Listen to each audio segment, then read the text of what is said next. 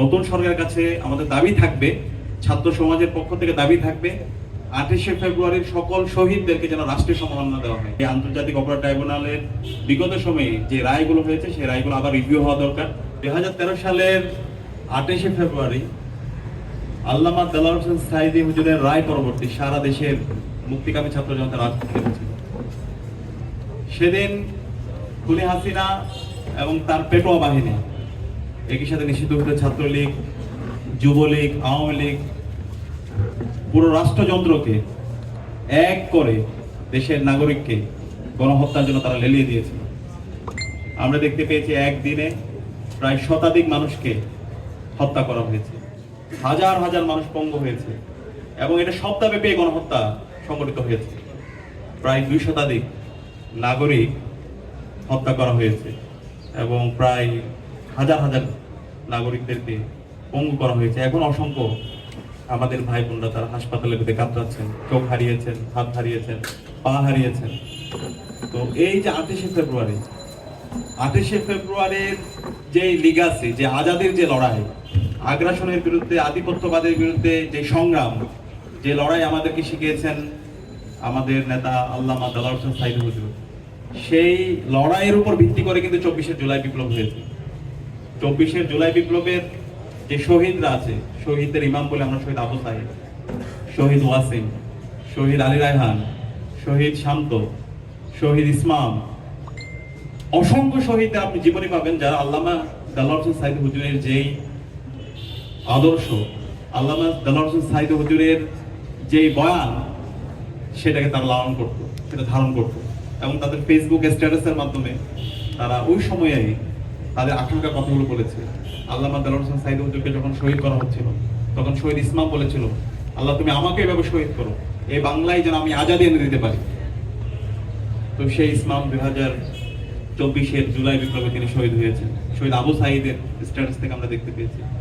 তো এই যে জুলাই বিপ্লব, এই জুলাই বিপ্লব এটা একদিনও হয়নি, এটা দীর্ঘদিনের মানুষের লড়াই সংগ্রাম আছে, অসংখ্য মানুষের রক্ত, তাদের স্যাক্রিফাইসের মাধ্যমে আজকে জুলাই বিপ্লব পেয়েছে।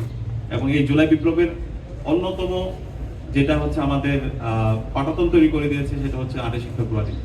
তো সেই কারণে এই 28শে ফেব্রুয়ারি নিয়ে, 28শে ফেব্রুয়ারি গণহত্যা নিয়ে আমাদের অনেক বেশি পাবলিক পরিসরে আলাপ হওয়া দরকার, কথা বলা দরকার। আমরা আজকের এই দিনে ঢাকা বিশ্ববিদ্যালয় কেন্দ্রীয় ছাত্র সংসদ এবং বাংলাদেশের ছাত্র সমাজের পক্ষ থেকে 28শে ফেব্রুয়ারির সকল শহীদদের শ্রদ্ধার সাথে স্মরণ করছি।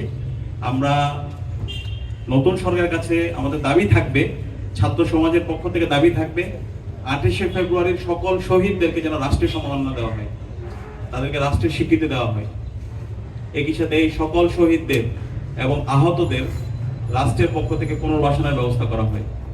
এবং একই সাথে এই 28শে ফেব্রুয়ারি খুনি হাসিনা এবং তার দোসররা যারা গণহত্যা এবং শিশু হত্যা করেছে, 2000 আমাদের ভাই বোনকে শহীদ করেছে এবং হাজার হাজার আমাদের ভাই বোনদেরকে পঙ্গু করেছে, যারা এই খুনের সাথে, গণহত্যার সাথে জড়িত আছে, তাদেরকে যেন এই বাংলার জমিনে বিচার আওতায় নিয়ে আসা হয়। এটার জন্য যেন একটা কমিশন, স্বাধীন কমিশন গঠন করা হয়। গত 16 বছরে, গত 13-14 বছরে সেটা হয়নি। আমাদের প্রত্যাশা থাকবে নতুন সরকার এই কাজটি করবে।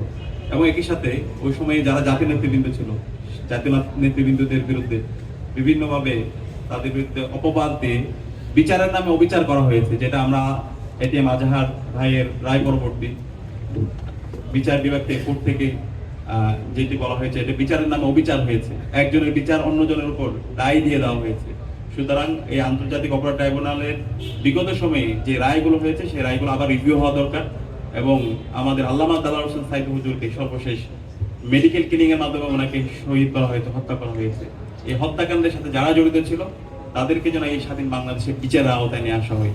এটা আমাদের ছাত্র সমাজের দাবি, এটা আমাদের সবার গণদাবি। আমরা আশা করব অন্তর্বর্তী নতুন যে সরকার এসেছে সেই সরকার এই শহীদ, এই গণহত্যার বিচার এবং শহীদদের স্বীকৃতি, আহত এবং শহীদ পরিবারের পুনর্বাসন এবং একটি স্বাধীন কমিশন গঠন করার মাধ্যমে এই বিচার প্রক্রিয়া সুস্থভাবে বাস্তবায়ন করার জন্য তারা কাজ করবে। এবং একই সাথে আল্লামা দেলোয়ার হোসেন সাঈদী হুজুর আমাদেরকে যে আজাদির লড়াই শিখিয়েছে, যে ইনসাফের লড়াই আমাদেরকে শিখিয়েছেন, ভারতীয় আধিপত্যবাদের বিরুদ্ধে, আগ্রাসনের বিরুদ্ধে তিনি যেভাবে প্রতিবাদ প্রতিরোধ জারি রেখেছেন, সেই লড়াই সংগ্রাম যেন আমরা জারি রাখি, তার উদাত্ত আহ্বান জানিয়ে আমি